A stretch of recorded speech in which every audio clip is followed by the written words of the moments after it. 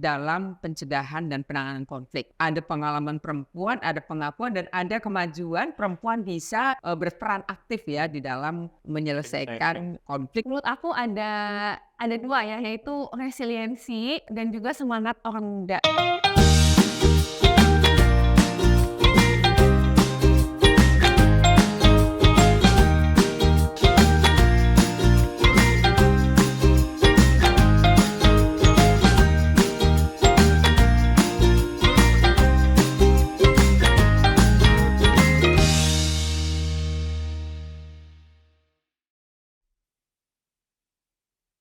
Selamat pagi, siang, sore, malam, sahabat karakter. Selamat datang di Ruang BK, Ruang Bincang Kartini. Bentar. Jangan tepuk tangan lu, bentar. Itu opening macam apa? Kok begitu, Bu? Kayaknya ada yang aneh ya? Coba ulang, Bu. Loh, minta diulang? Coba ulang. Oh, oke, kalau itu mau Pak Febi. Iya, coba. Boleh dijual, saya beli. Iya, coba ulang. Saya mau, Oke. apa saya salah dengar gimana ya? Coba. Saya ulang ya? Iya. Selamat pagi, siang, sore, malam, sahabat karakter. Selamat datang di Ruang BK, Ruang Bincang Kartini. Iya, stop. Ini tepuk tangan dulu, tar dulu. Ini kayak ada yang salah ya, Bu? Kayak ada yang salah nih. Emang begitu ya? Ini penonton jangan tepuk tangan dulu nih, ya kan? Jangan jangan tepuk tangan dulu. Astaga, kayak ada yang salah ya, Bu ya? Harusnya ini penonton jangan tepuk tangan dulu nih. Sebenarnya kan ruang BK itu ruang bincang karakter.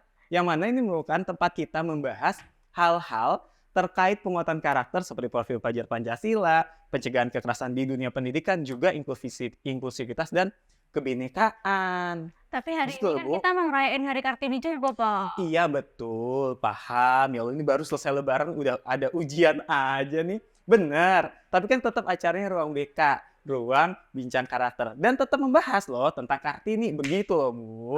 Ini udah lebaran ya, Pak? Udah kan, Sini, Pak. apa ini? Sini. Kenapa saya diajak ke tempat Ayo indah? kita cepetan, kita ganti-gantian minta maaf ke Oh sahabat iya, karakter. banyak salah ya Bu Widi. Saya juga.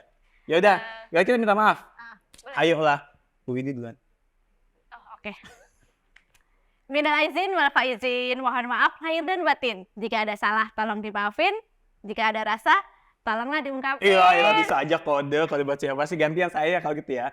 Selamat lebaran untuk sahabat karakter semuanya. Semoga kita termasuk orang-orang yang kembali pada kebaikan dan juga kembali pada kesucian. Dan tentunya selalu bersemangat seperti semangat Bu Widi tahun bulan Ramadan kemarin ya. War takjil nih buka puasa. Saya ikutan kemarin tuh, Pak. Emang rame Semangat banget itu. Ada-ada aja emang warga plus 62. Pak. Iya benar, tapi gini.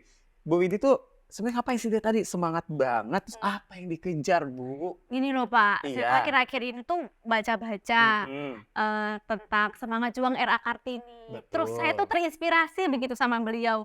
Saya pengen jadi Kartini zaman now gitu, Pak. Pengen mengikuti jejak beliau menjadi Kartini zaman now. now. Pas banget Bu Widi. Pak Febi dari episode 1 sampai episode sekarang ini Pokoknya- gimmicknya pas-pas terus. Ya pokoknya pas banget ya nih tim kreatif nih. Pas banget pokoknya Widi. Kayak kita tapi harus ganti gimmick ya berikutnya biar gak pas-pas mulu ya. Pokoknya pas banget adalah karena saya punya kenalan Bu Widi.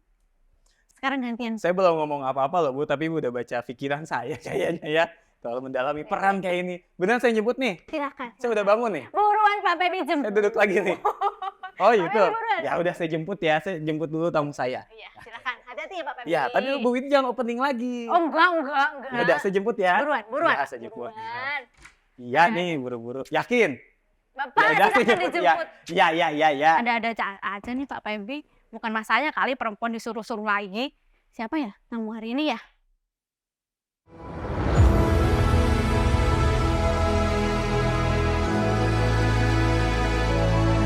Selamat memperingati Hari Kartini untuk para perempuan hebat di Indonesia. Pasti bisa mengalahkan kejamnya dunia dengan segala energi positif yang kau miliki sebagai perempuan yang berdaya. Mari, silakan masuk. Selamat datang Ibu. Iya. Bangga.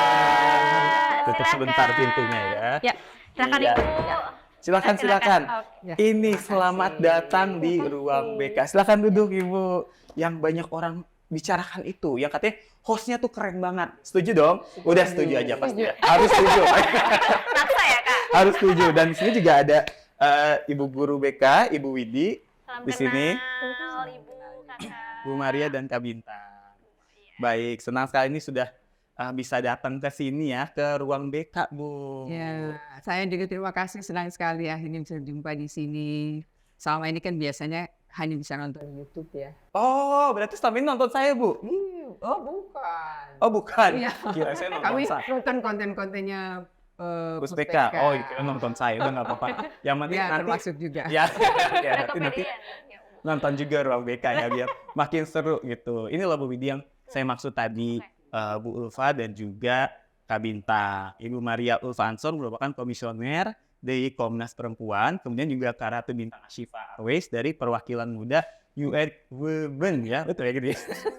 Ih, keren banget Kak Pevi, aku udah Iya gak dong, sabar. pasti keren Aku dong. hari ini pengen kayak sports, mau menyerap banyak ilmu dari Bu Maria Ulfa sama Kak Bintang, biar bisa jadi Kartini zaman now. Oh bener, jadi pengen jadi Kartini zaman now ya. Jadi memang nih Bu, jadi gini, Ibu Widi ini tadi cerita, kadang abis banyak buku, ya kan cari informasi tentang Ibu Kartini dan pengen banget jadi Kartini zaman now. Tapi belum tahu gimana caranya. Gimana Bu Kak Binta? Iya, kami juga senang sekali nih Mas Feby sama Ibu Widi ya. Jadi pas banget nih kami di Komnas Perempuan juga ada yang namanya program COP, Center of Peace. Ya, Of yes. Peace. Ya, ini merupakan hasil kajian yang dilakukan untuk menemukan contoh-contoh terbaik dalam upaya pencegahan dan proses perdamaian pada saat konflik maupun penanganannya pasca konflik dalam berbagai konteks konflik di Indonesia dan juga ada beberapa contoh dari negara lain. Nah, peran perempuan dalam proses tersebut ini berbasis pada pengalaman perempuan. Jadi ini yang membedakan antara proses yang dilakukan secara umum dengan oleh perempuan. Jadi basisnya adalah pengalaman perempuan dan memperhatikan kebermanfaatannya ya, baik dalam konteks lokal dengan adat istiadat dan nilai-nilai luhur agama yang dianut di masing-masing, juga dalam pencegahan dan penanganan konflik maupun penanganan pasca konflik dengan melakukan pemberdayaan semua pihak.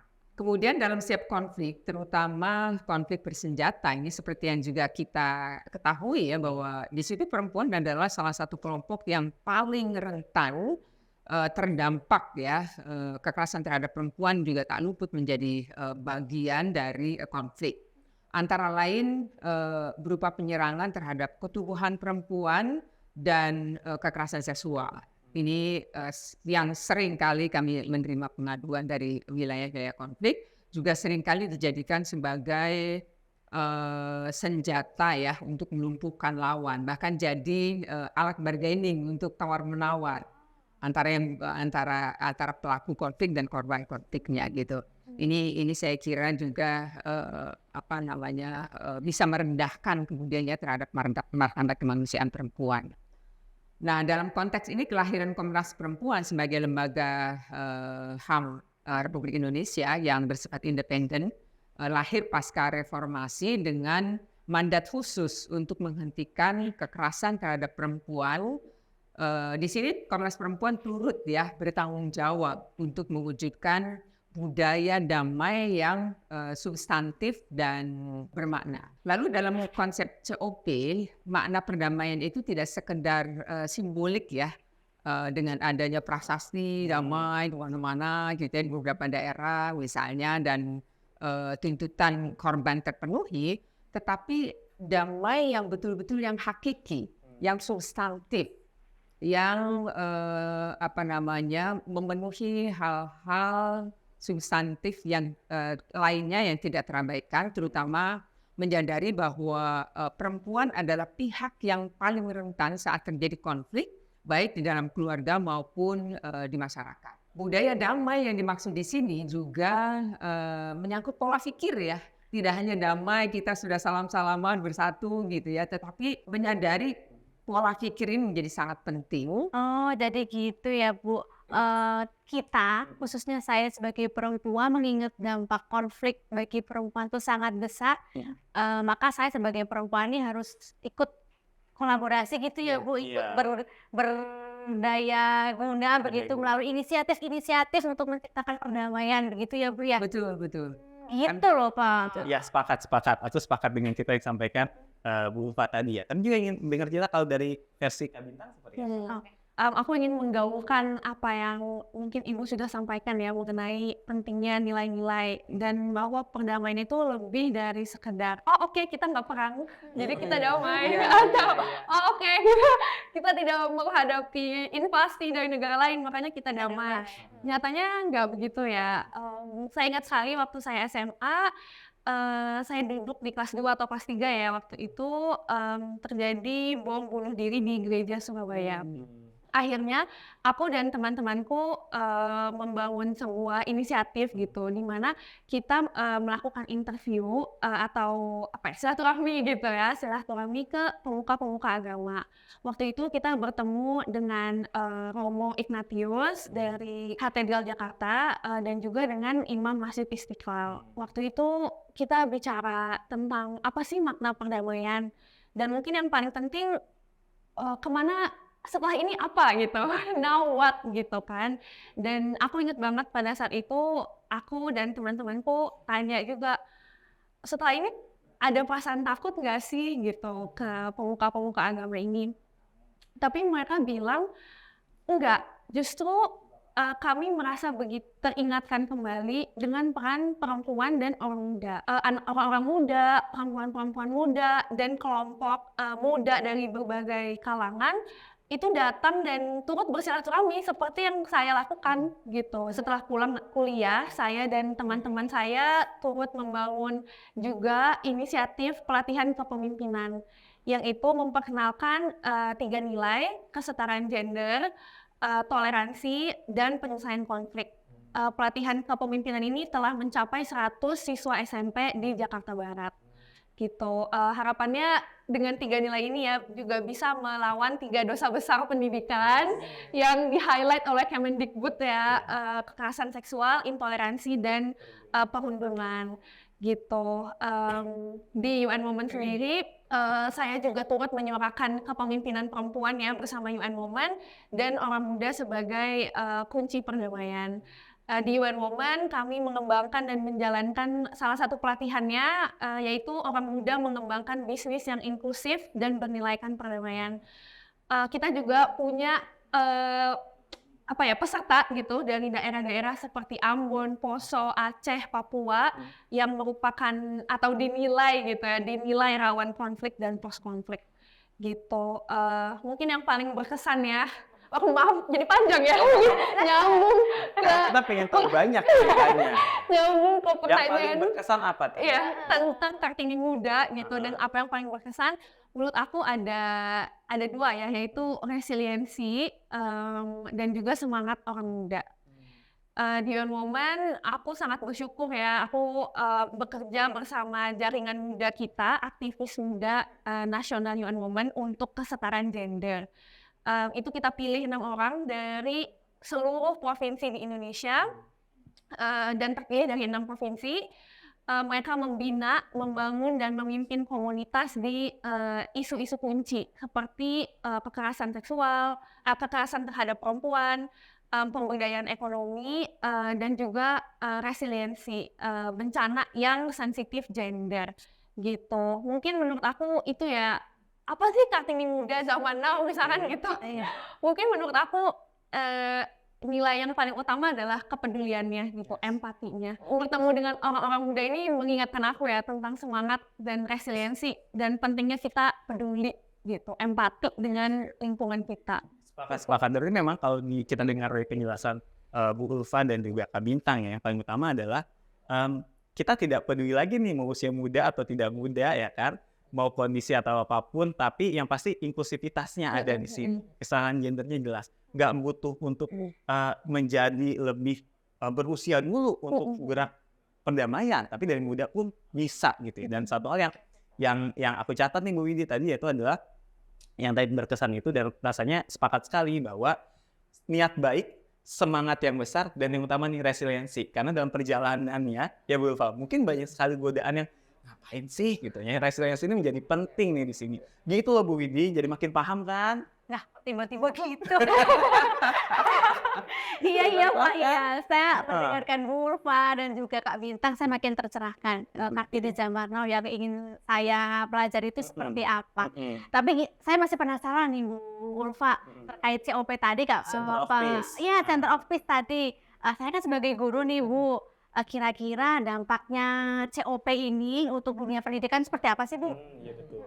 Tadi soal dampak ya. Iya. Soal dampak dari program COP ini diantaranya adalah memperkuat kesadaran kita semua bahwa perempuan adalah pihak yang paling terdampak ya, yang paling terdampak dalam sebuah konflik yang terjadi. Memperkuat pengakuan peran perempuan dalam pencegahan dan penanganan konflik. Ini yang tadi disampaikan oleh Mbak Bintang, ini saya kira bagus sekali. Itu jelas banget menunjukkan ada pengalaman perempuan, ada pengakuan, dan ada kemajuan perempuan bisa berperan aktif ya di dalam menyelesaikan konflik maupun pemulihan pasca konfliknya. Itu secara garis besarnya ya dampaknya. Ternyata begitu besar dampak COP ini di dunia pendidikan ya Bu. Ya. Khususnya saya kan sebagai guru BK nih Bu Ulfa, ternyata saya bisa menginternalisasi begitu nilai-nilai atau yang ada dalam Center of Peace ini ke dalam pembelajaran saya nanti begitu. Gitu Pak Pempi. Pusat ada peran pusat pendidikan. Iya, ini kita lagi sibuk nulis. Ini Bu ini sering lupa Bu, jadi harus saya tulisin nih. Ntar abisnya nanya lagi, main saya tulisan Bu biar ingat dampak buat pendidikan tuh. Dan nanti Bu dibaca lagi ya. Makasih Pak Repotnya ujung-ujungnya soalnya.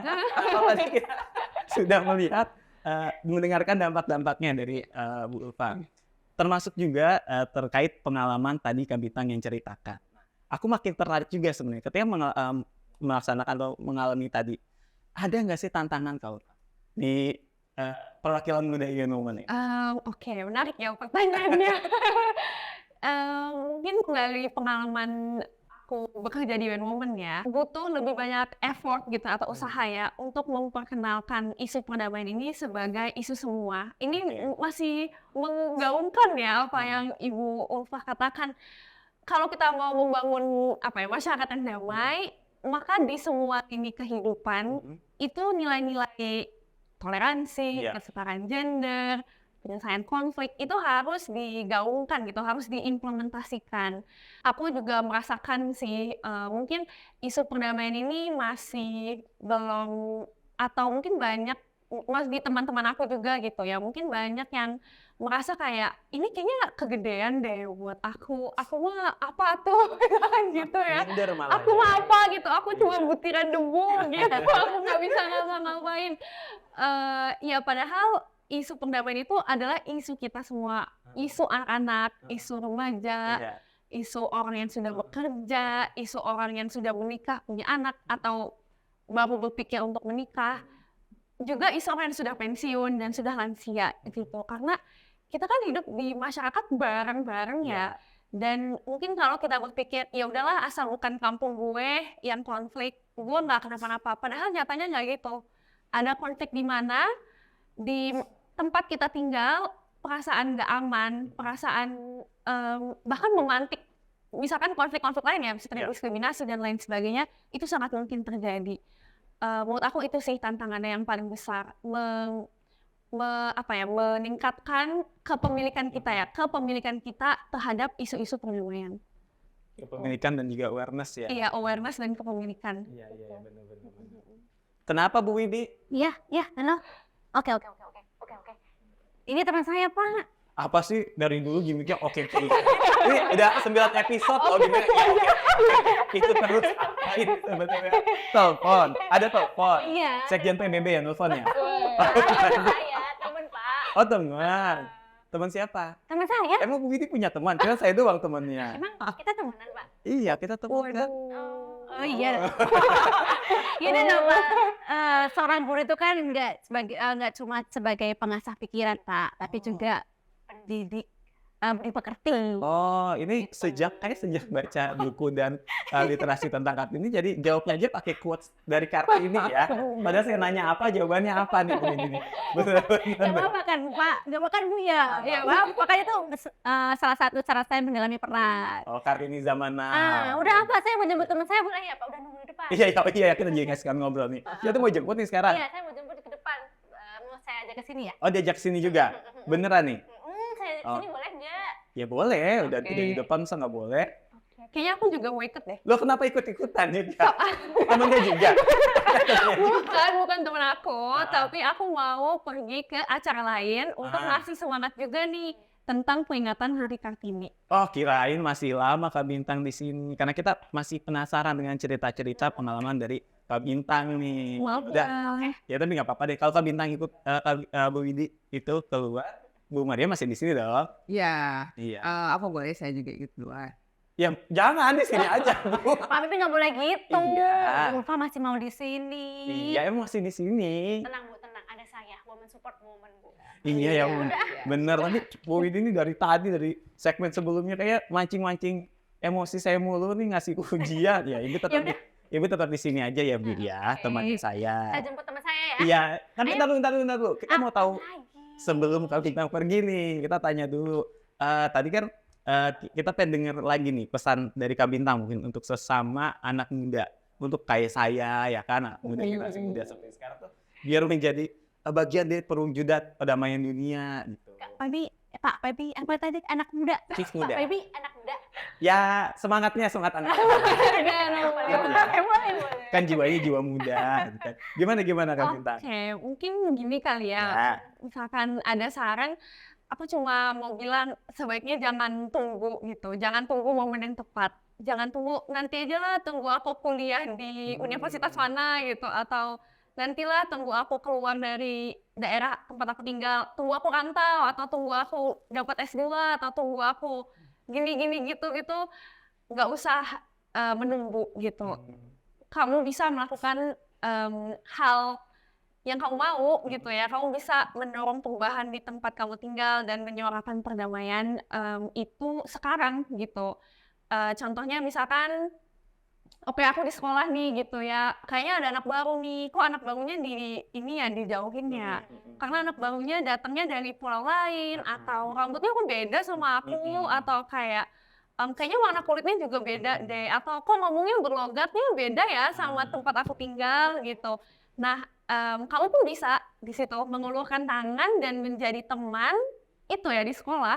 Itu juga sudah merupakan usaha ya, langkah membangun komunitas tempat kita tinggal jadi tempat yang lebih aman dan damai. Aman dan nyaman. Jadi memang seperti Lama Kak Pebi mah. apa sih? Kak Bintang, Kak Pebi itu kalau udah nanya panjang banget. Coba lihat deh episode Ruang BK yang lalu-lalu. Panjang banget ceritanya.